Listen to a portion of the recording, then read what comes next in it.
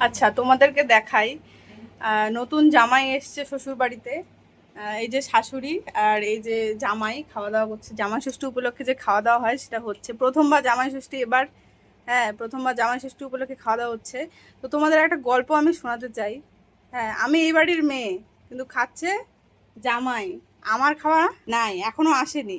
মা বলল মা বলল আগে জামাই খাবে তারপর আমি খাবো। আচ্ছা, প্রথম যখন আমরা প্রেম করি তখন আমার বর আমার দরজার সামনে আসতেও ভয় পেত। এখন ব্যাপারটা পুরো ঘুরে গেছে। ব্যাপারটা হচ্ছে এই বাড়িতে আসলে আমি খাওয়া প্রথমে পাই না, প্রথমে জামাই পায়। জামাই একদম এলাহিভাবে খাওয়া পায় আর আমি পাই না।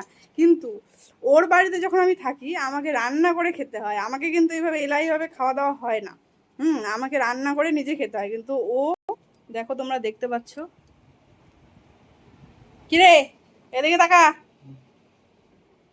কেমন খাবার? খুব সুন্দর। রিভিউ দে। খুব সুন্দর। খুব সুন্দর? কোনটা বেশি সুন্দর?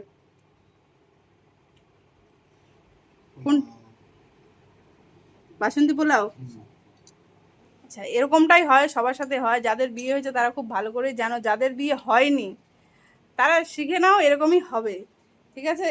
বাপের বাড়িতে আদর যত্ন বাপের বাড়ির মানে মেয়েরা পায় না, জামাইরা পায়। কিন্তু শ্বশুর বাড়িতে যখন আমরা যাই আমাদেরকে রেঁধে বেড়ে খেতে হয়, আমাদেরকে কেউ এভাবে এভাবে খেতে দেয় না গাইস। আচ্ছা, রাখলাম। পরের পার্ট তোমাদেরকে আবার শেয়ার করব কি হচ্ছে। আজকে সাজো জামাই ষষ্ঠী হচ্ছে, কালকে বাসি জামাই ষষ্ঠী হবে, সেটাও দেখাবো।